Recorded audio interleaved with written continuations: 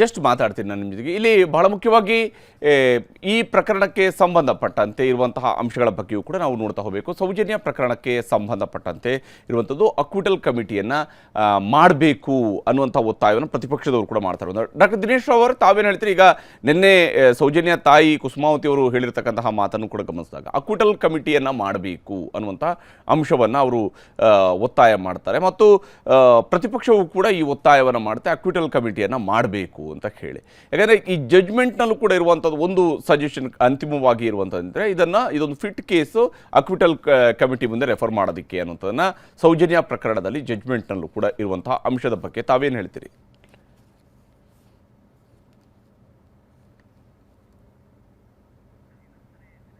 Doctor Dinesh ಅವರೇ ಕೇಳ್ತಿದ್ಯಾ? ಹರಿಪ್ರಸಾದ್, ಯಾರಿಗಿದು ಪ್ರಶ್ನೆ? ತಮ್ಮ ಹತ್ರ ಕೇಳ್ತಾರಂತ. ಅಕ್ವಿಟಲ್ ಕಮಿಟಿ ನೋಡಿ, ಈಗ ಡೆಫಿನೆಟ್ಲಿ ಈಗ you have seen the ruling from the CBI court ಮತ್ತೆ ಲೋವರ್ ಕೋರ್ಟ್ ಅಲ್ಲಿ ಏನ್ ಬಂದಿದೆ, ಅದರಲ್ಲಿ it is very clearly mentioned that there are lot that there is no evidence to substantiate that ಇವರೇ accused ಅಂತ ಹೇಳಲಿಕ್ಕೆ ಯಾವುದೇ ಎವಿಡೆನ್ಸ್ ಇಲ್ಲ ಅಂತ ಒಂದು it has clearly pointed out. ಮತ್ತೆ ಕೆಲವು ಲೋಪಗಳನ್ನ ಎತ್ತಿ ತೋರಿಸ್ತಿದೆ. ಆ ಲೋಪಗಳು it is on record. So ಇಷ್ಟು ಲೋಪಗಳೆಲ್ಲ ಇದ್ದಾಗ that is why they have suggested in every case ನಲ್ಲಿ ಇಲ್ಲ there is an clear indication such committees as to fill the gaps. ಯಾಕೆ ಇದು ಅಂತ ಹೇಳಿದ್ರೆ ನೋಡಿ, there is a crime and that is a heinous crime. And that heinous crime ಅಲ್ಲಿ when somebody has to be responsible for the crime, ಯಾರೋ ಒಬ್ರು ಮಾಡಿರ್ಲೇಬೇಕು. ಈಗ ತೋರ್ಸಿರೋ ಮನುಷ್ಯನ್ಗೂನು ಅಲ್ಲಿರ್ತಕ್ಕಂಥ ಎವಿಡೆನ್ಸ್ಗೂ ಹೋಲಿಕೆನೇ ಇಲ್ಲದೆ ಇದ್ದಾಗ that means the investigating officer has completely failed here. ಒಂದು that is number one. ಮತ್ತೆ ಈಗ ಯಾರು who is the another accuse? ಇವರೇನ ಅಕ್ಯೂಸ್ ಆದ್ರೂ ಸಬ್ಸ್ಟಾನ್ಸ್ ಮಾಡ್ಲಿಕ್ಕೆ ಏನಿಲ್ಲ. ಈಗ ಬೇರೆ ಅಕ್ಯೂಸ್ಡ್ ಅಲ್ಲಿ ಇರ್ಲೇಬೇಕಾ? ಬಟ್ ಅದಕ್ಕೆ ಎವಿಡೆನ್ಸಸ್ ಏನು? Where there is a gap. ಈಗ ಎವಿಡೆನ್ಸಸ್ ಇಲ್ಲ, ಈಗ ವಿಟ್ನೆಸಸ್ ಇಲ್ಲ, ಮುಂದೆ ಏನಾದ್ರೂ ಬರಬಹುದಾ? ಬಂದ್ರೆ that is why they have given some window period, that some sort of window in the investigations or in the delivery of justice. ಈ ತರ ಒಂದು ಕಮಿಟಿ ಮಾಡೋದ್ರಿಂದ ಡೆಫಿನೆಟ್ಲಿ ಈ ತರ ನೋಡಿ Hariprasad, we should all understand such heinous crime in the what is the because of failure in the investigation impact on the society. Yes, exactly. Society ನಲ್ಲಿ ಅಲ್ಲಿ ಏನು ಆರ್ಗನೈಸೇಷನ್ಸ್ ಆಗ್ಬಿಡ್ತು, ಒಂದು ಕಾನ್ಸ್ಪಿರಸಿ ಉಟ್ಕೊಳ್ತು, ಒಂದು ಅನಾರ್ಕಿ ಸ್ಟಾರ್ಟ್ ಆಯ್ತು because of one failure in the investigation. ಅದನ್ನ ತಡೆಗಟ್ಟಲಿಕ್ಕೆ definitely at least now it is never too late. ಈಗಲಾದ್ರೂ ಮಾಡಿ. The only thing is give the justice to that girl. Yes, ನಿಜ. ಡಾಕ್ಟರ್ ದಿನೇಶ್ ಅವರೇ ಮಾತಾಡ್ತೀರಿ. ಎಂ ಟಿ ನಾಣೆ ಅವರೇ, ತಮ್ಮ ಪ್ರಕಾರ ಈ ಅಕ್ವಿಟಲ್ ಕಮಿಟಿಯ ವಿಚಾರಕ್ಕೆ ಬಂದಾಗ ಇದು ಓನ್ಲಿ ಡಿಪಾರ್ಟ್ಮೆಂಟಲ್ ಎನ್ಕ್ವೈರಿಯ ಏನು ವಿಚಾರಗಳಿಗೆ ಅಷ್ಟೇ ಸೀಮಿತ ಆಗುತ್ತೆ? ರುದ್ರಮುನಿಯವರು ಈಗಾಗಲೇ ನಮ್ಮ ಜೊತೆಗೆ ಹೇಳ್ತಾ ಇದ್ರು ಡಿಪಾರ್ಟ್ಮೆಂಟಲ್ ಎನ್ಕ್ವೈರಿ ಸ್ವರೂಪದಲ್ಲಿನೇ ನಡೆಯುವಂಥ ವಿಚಾರಗಳಿಗೆ ಅಷ್ಟಕ್ಕೆ ಮಾತ್ರ ಸೀಮಿತವಾಗಿರುತ್ತಾ ಅಕ್ವಿಟಲ್ ಕಮಿಟಿ? ನೋಡಿ, ವಿಚಾರ ಹೀಗಿದೆ. ಎಕ್ವಿಟಲ್ ಕಮಿಟಿ ಅಂದ್ರೆ ಸುಪ್ರೀಂ ಕೋರ್ಟ್ ಯಾವುದೋ ಒಂದು ಮ್ಯಾಟರ್ ಅಲ್ಲಿ ರೆಫರೆನ್ಸ್ ಮಾಡಿದ್ದಾರೆ ಅಂತ ಹೇಳಿದರೆ ಅದರ ಕನ್ವಿಷನ್ ಕಮಿಟಿಯನ್ನು ಮಾಡಬಹುದಲ್ಲ. ಕಮಿಷನ್ ಕಮಿಟಿ ಅಂದ್ರೆ ಗೊತ್ತಾಯ್ತಾ ಏನು ಅಂತ? ಶಿಕ್ಷೆ ಹೇಗಾದ್ರೆ ಮಾಡಿ ಕೊಡಬೇಕು ಅಂತ ಆಗ್ತದೆ. ಎಕ್ವಿಟಲ್ ಕಮಿಟಿ ಅಂದ್ರೆ ಹೇಗಾದ್ರೆ ಬಿಡುಗಡೆ ಇದೆ.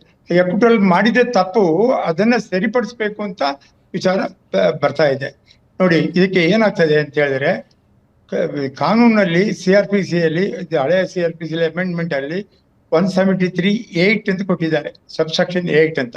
ಯಾಕೆ ಅಂತ ಹೇಳಿದ್ರೆ, ಚಾರ್ಜ್ ಶೀಟ್ ಫೈಲ್ ಮಾಡಿದ ಮೇಲೆ ವಿಚಾರಣೆ ನಡೆಯುವಾಗ ಚಾರ್ಜ್ ಶೀಟ್ ಫೈಲ್ ಮಾಡಿದವಾಗಲೂ ಫೈಲ್ ಮಾಡ್ಬೋದು, ವಿಚಾರಣೆ ನಡೆದಿರುವಾಗಲೂ ಫೈಲ್ ಮಾಡಬಹುದು. 173(8) ಅಂದ್ರೆ ಅಡಿಷನಲ್ ಎವಿಡೆನ್ಸ್ ಯಾರಾದ್ರೂ ಇದ್ರೆ ಸಾಕ್ಷಿನೂ ಕೊಡಬಹುದು, ದಸ್ತಗಿರಿನೂ ಮಾಡಬಹುದು, ಅದನ್ನ ಸೇರಿಸಬಹುದು ಅಂತ ಕಾನೂನಿನಲ್ಲಿ ಇದೆ.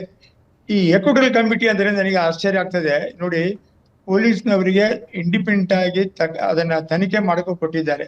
ವಿಚಾರಣೆ ತನಿಖೆಗೆ ಈಗಾಗಲೇ ನಾನು ಮಾತಾಡಿ ಹೇಳ್ತಿದ್ದೆ, ವಿಚಾರಣೆಯಲ್ಲಿ ಜನರನ್ನ ದಸ್ತಗಿರಿ ಮಾಡುವಂತ ಪ್ರಶ್ನೆ ಬರೋದಿಲ್ಲ. ತನಿಖೆ ಮಾಡುವಾಗ ಅಂದ್ರೆ investigation and enquiry is called ತನಿಖೆ. ಇದು ಅದನ್ನ ವಿಚಾರಣೆಯಲ್ಲಿ ವಿಚಾರಣೆ ಎನ್ಕ್ವೈರಿ ಅಂದರೆ ತನಿಖೆ ಅಂದರೆ ಇನ್ವೆಸ್ಟಿಗೇಷನ್ ಅಲ್ಲಿ ಪ್ರತಿಯೊಬ್ಬರನ್ನ ಯಾವ್ದಾವ್ರ ಅವಶ್ಯಕತೆ ಇದೆ ಅವ್ರನ್ನೆಲ್ಲ ದಸ್ತಗಿರಿ ಮಾಡಿ ಮತ್ತೆ ಕ್ರಮ ತಗೊಳ್ಬೇಕು ಅಂತಿದೆ. ಈಗ ಕೇಸ್ನಲ್ಲಿ ಕೆಲವು ಜನ ಈಗಾಗಲೇ ದಸ್ತಗಿರಿ ಮಾಡಿದ್ದಾರೆ. ಅದಾದ ಮೇಲಿಂದ ವಿಚಾರಣೆ ಅಲ್ಲ, ಅವ್ರನ್ನ ವಿಟ್ನೆಸ್ ಎಕ್ಸಾಮಿನೇಷನ್, ಮೆಟೀರಿಯಲ್ಸ್ ಏನೆಲ್ಲ ಇದೆ ಕಲೆಕ್ಟ್ ಮಾಡಬೇಕು.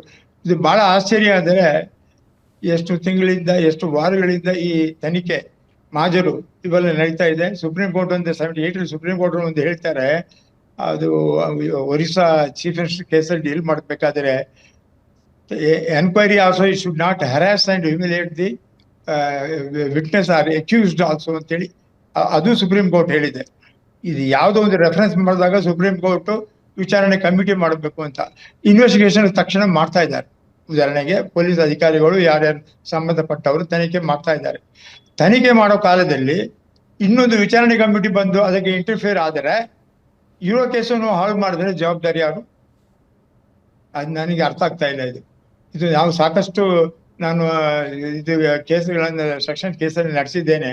ಅದಕ್ಕಾಗಿ ಅಲ್ಟಿಮೇಟ್ಲಿ ಏನಾಗ್ತದೆ ಅಂದರೆ ನ್ಯಾಯಾಲಯ ಸಾಕ್ಷಿಗಳ ಕೊಟ್ಟಿರುವ ಹೇಳಿಕೆ ಮತ್ತು ಪೊಲೀಸ್ನವರು ಪ್ರೊಡ್ಯೂಸ್ ಮಾಡಿರೋ ದಾಖಲೆ ಮೇಲೆ ಅದನ್ನು ಇತ್ಯರ್ಥ ಮಾಡಿ ಈ ಕೇಸು ಶಿಕ್ಷೆಗೆ ಅರ್ಹ ಇದೆಯಾ ಇಲ್ಲ ಅಂತ ಇತ್ಯರ್ಥ ಮಾಡಬೇಕು.